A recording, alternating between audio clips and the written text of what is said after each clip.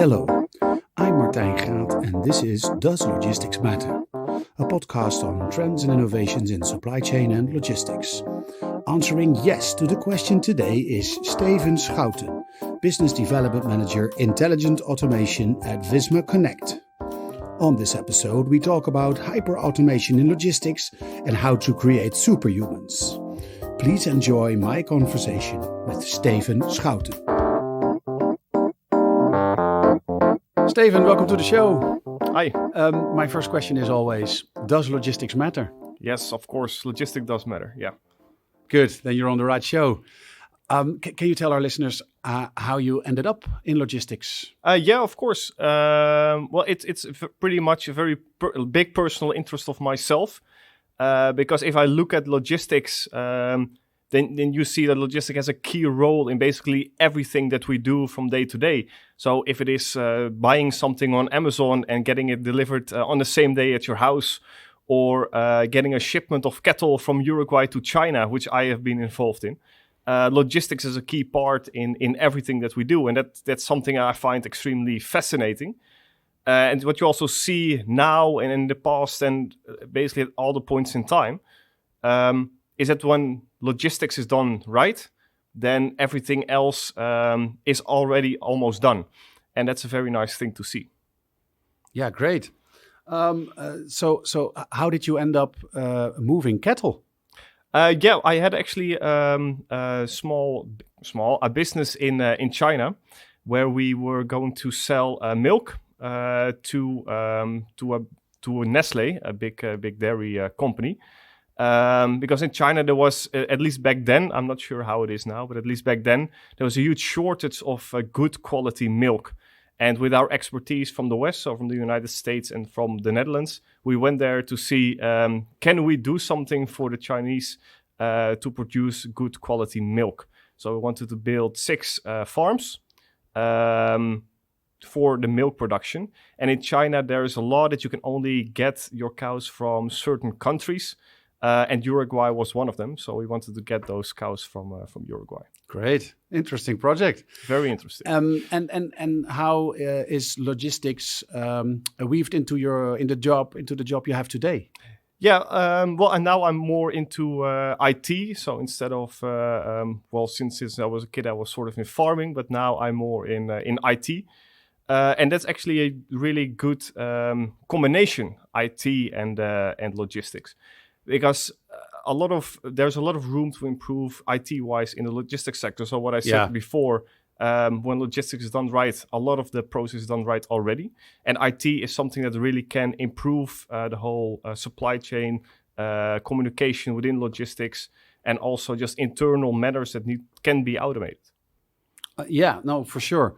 When you say automation and logistics, usually what people see are the robots that are moving around in the Amazon warehouse, or the robots that are moving around in warehouses, helping order pickers or automated forklifts that move product.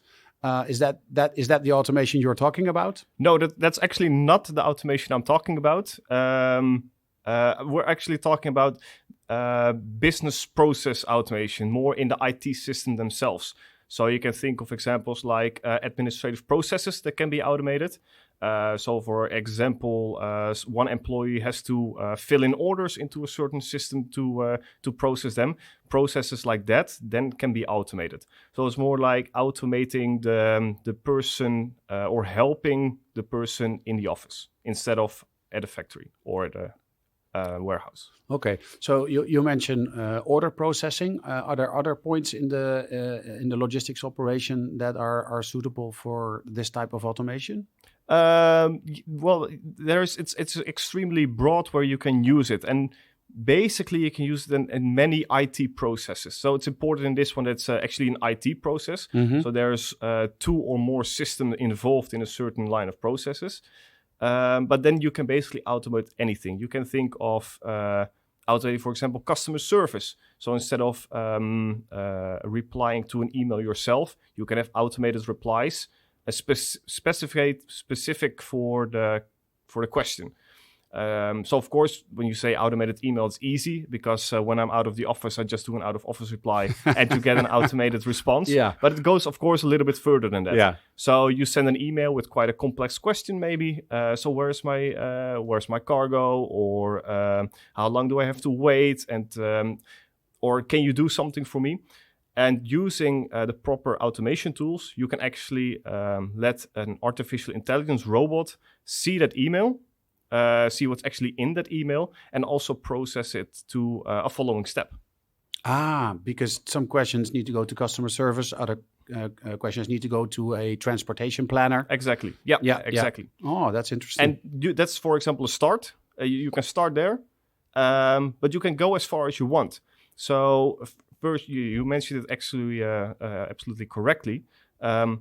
So it can be an order that needs to be processed. So you get an email and it checks, does it need to go to customer support, need to go somewhere else? Fine, we can do that. But what happens after that? If a human then takes it on, yes, sure. But also maybe that process can be automated. What we see a lot of the time is that we automated one simple process to start with. But then we find, hey, but then it gets to that person. And yeah, that can also be automated. And that's a very interesting about automation within those processes. So, what are the requirements for a process that make it suitable for automation?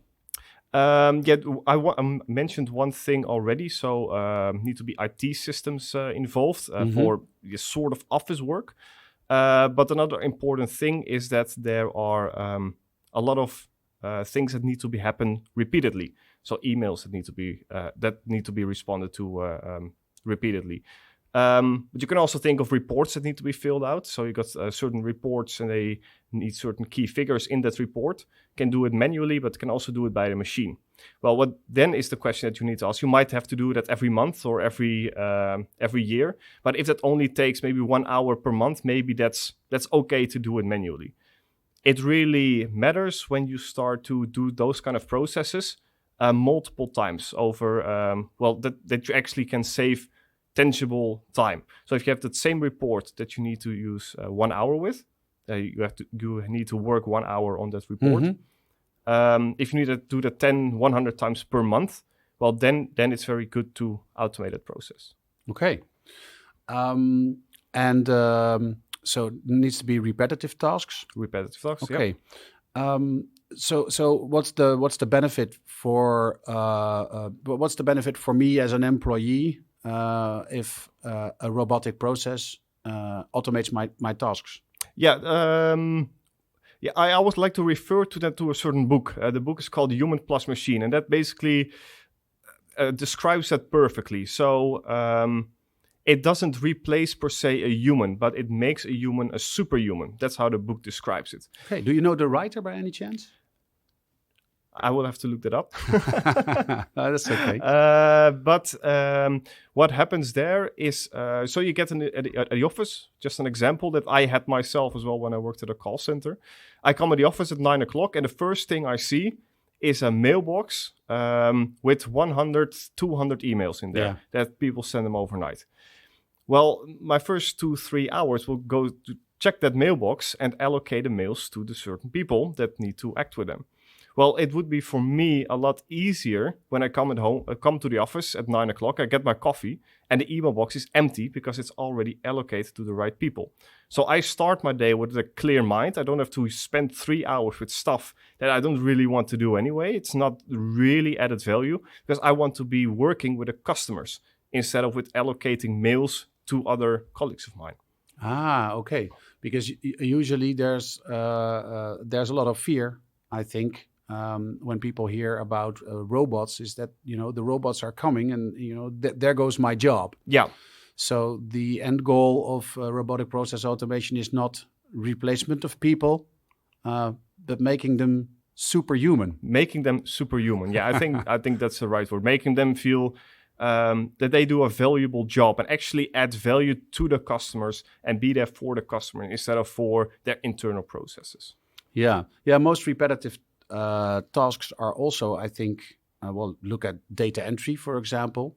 they're just because they are so tedious and so repetitive. It's easy for errors to sneak in. Exactly. And small typos in a logistics process can lead to huge consequences. Yes, it can have huge consequences. And of course, the robot doesn't have a Friday dip, or doesn't have a Monday morning, so that's also an added benefit. Yeah, didn't have a bad night of sleeping. Or, exactly. Yeah. Oh, I agree.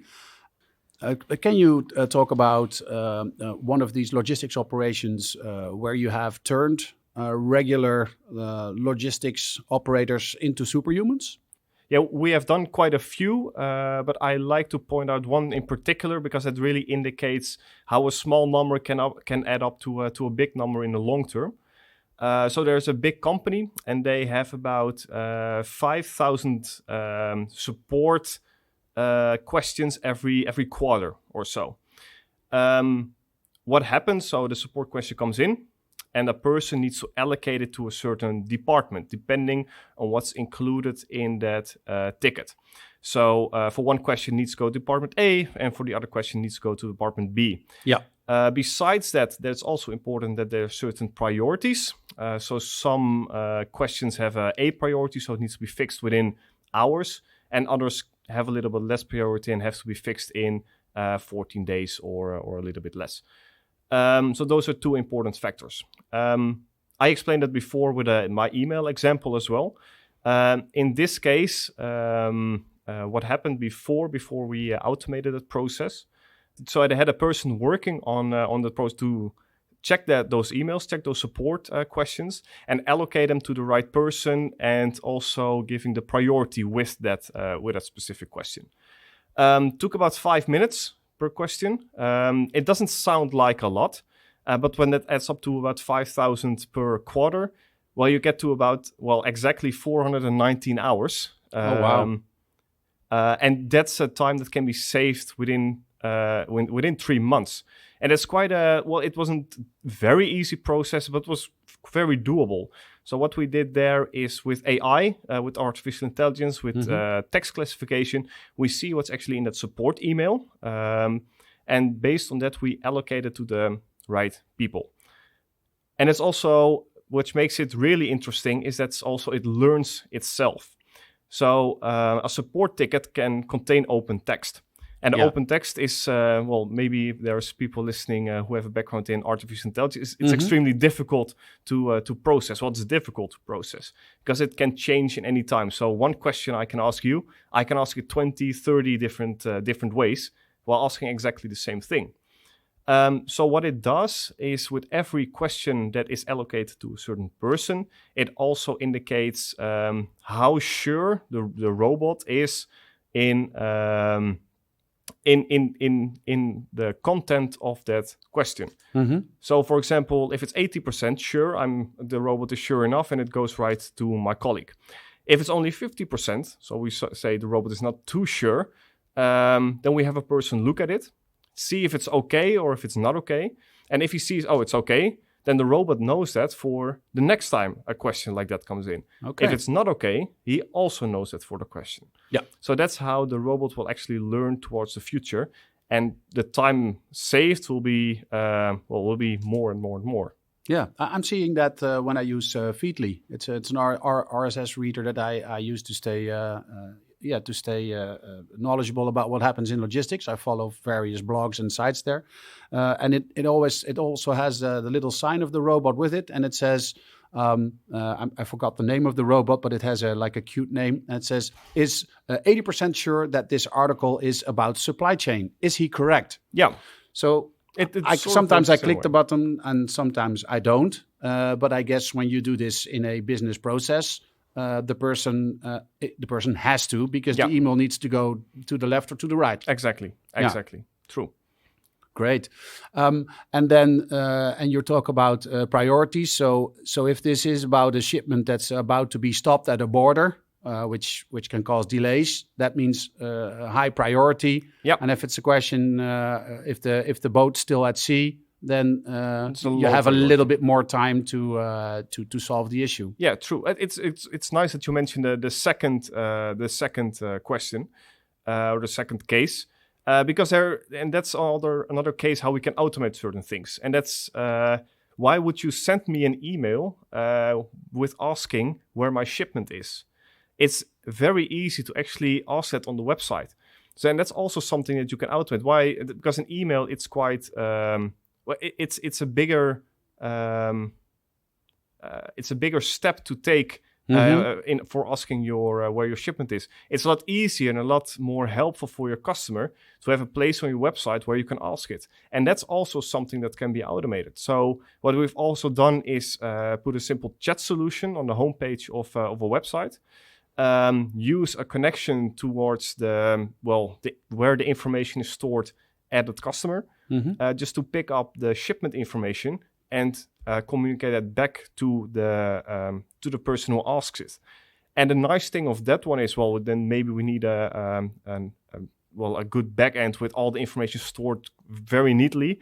But that's not the case, because what we can also do is use, that's called robotic process automation, is get the information from an Excel sheet or from a Word document. It doesn't matter where it is, and we can get the information. As long as the robot is instructed so it knows where it gets the information, it can get to the next step in the process. Yeah, so it can grab information from a warehouse management system or an order management system or a transportation management system.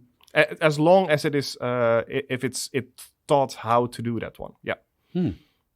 No, that is interesting. It takes a lot more time to draft an email than to just plug in your order number or ask a quick question. True, yeah, it definitely is, and that's why also at the start I mentioned me shopping at Amazon. Yeah, because I can also at any moment in time I can see where my package is from Amazon. And somehow within business-to-business logistics, it's a lot more difficult to get your shipment information. And this might actually be a good first step that you can take to make that more clear for your customers. So, hey, where is my shipment? Where is my cargo at the moment? And are you seeing that until now these processes are all written, or is there also already some speaking on the horizon? I mean, I find that when I'm at home. If I say, hey, Google, good night, then Google turns off all the lights.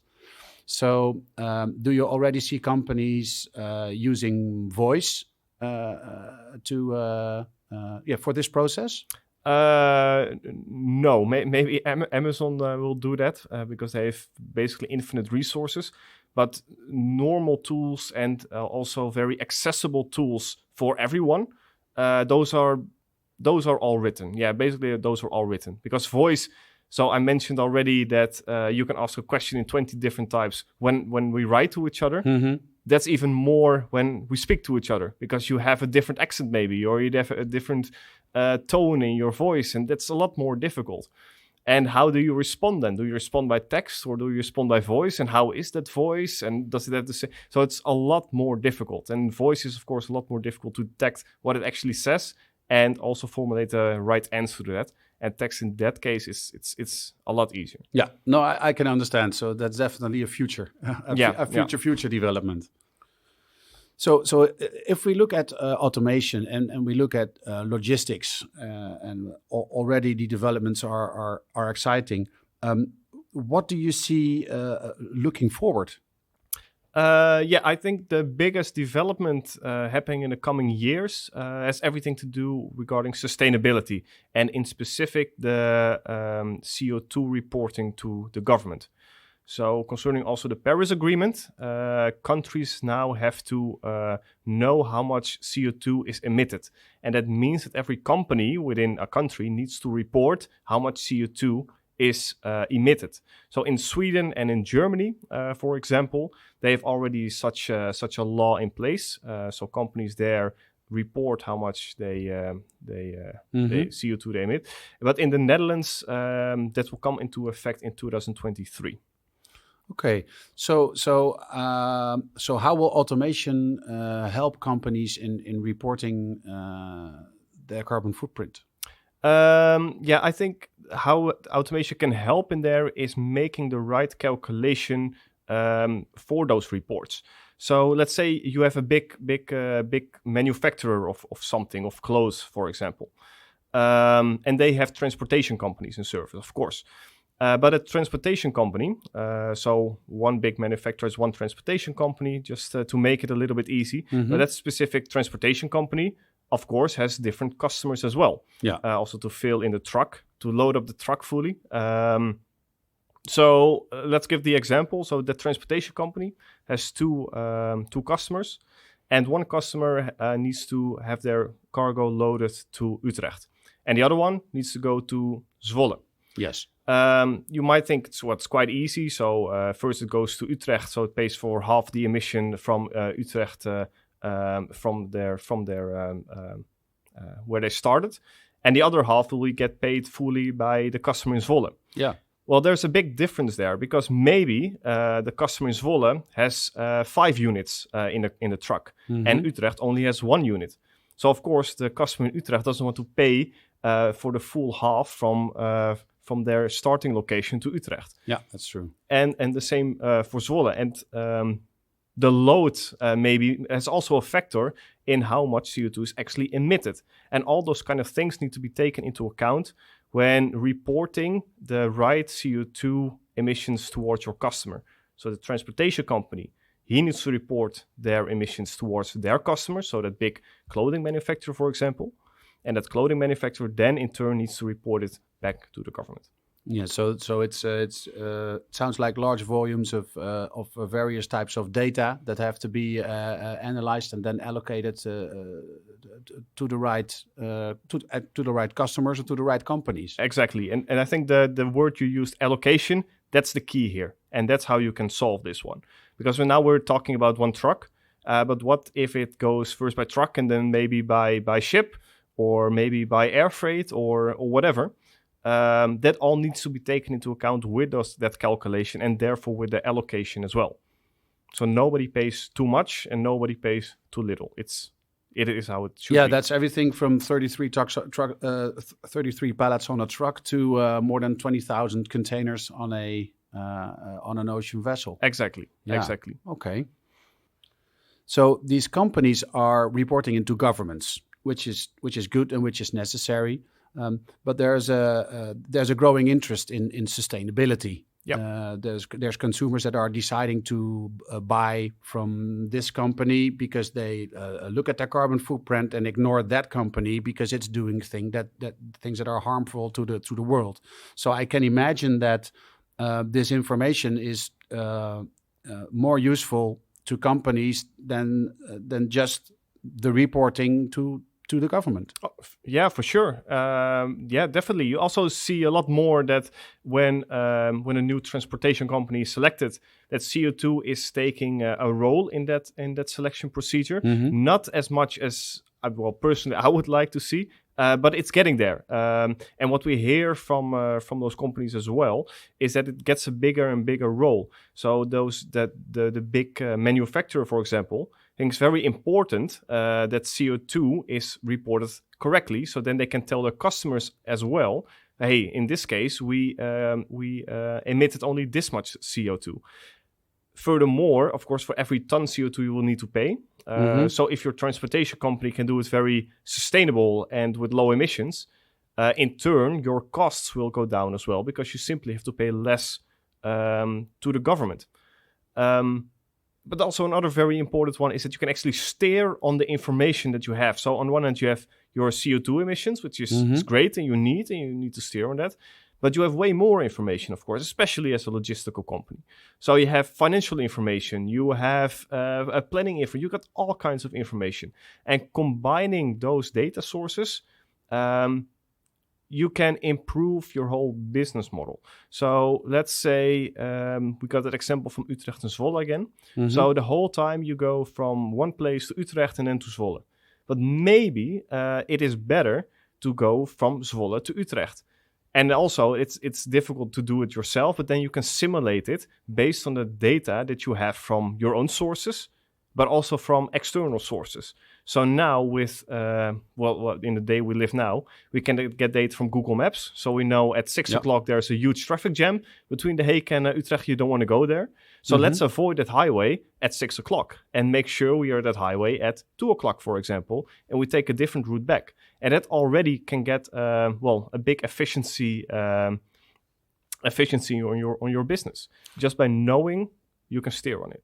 Yeah, so that's, I guess, what I was saying, the huge amount of data. So I'm guessing this is also where hyper-automation comes back into the game to help with this. Yeah, definitely. So you got indeed a huge amount of information, which is spread over a big amount of systems. Yeah, internal systems, external systems. Exactly, internal systems. And sometimes, in some cases, they're not even internal systems, but they're still an Excel sheet. But that's the strength of hyper-automation, that you can get those data points from different systems or from different Excel sheets towards one clear overview, and you can combine what you want to combine. So I want to combine CO2 and my financial reports. Sure, I can combine those two. I want to combine CO2 with the planning. Sure, I can combine those two. And that makes it really easy.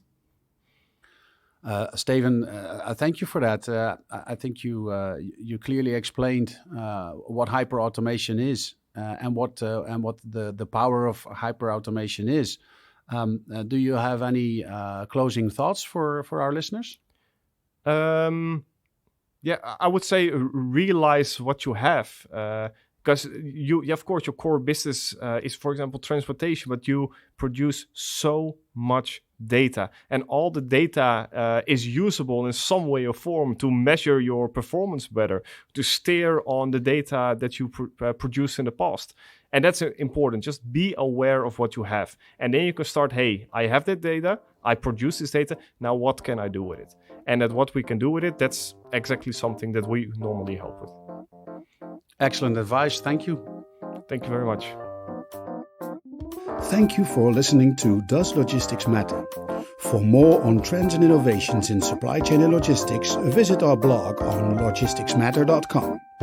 This podcast was produced by Dimitri Vleugel. The music is based on a sample by Ruggerman and produced by Michael Spengler. This episode was sponsored by Visma Connect. Visma Connect empowers citizens, companies and governments through secure, efficient and qualified digital information exchange worldwide.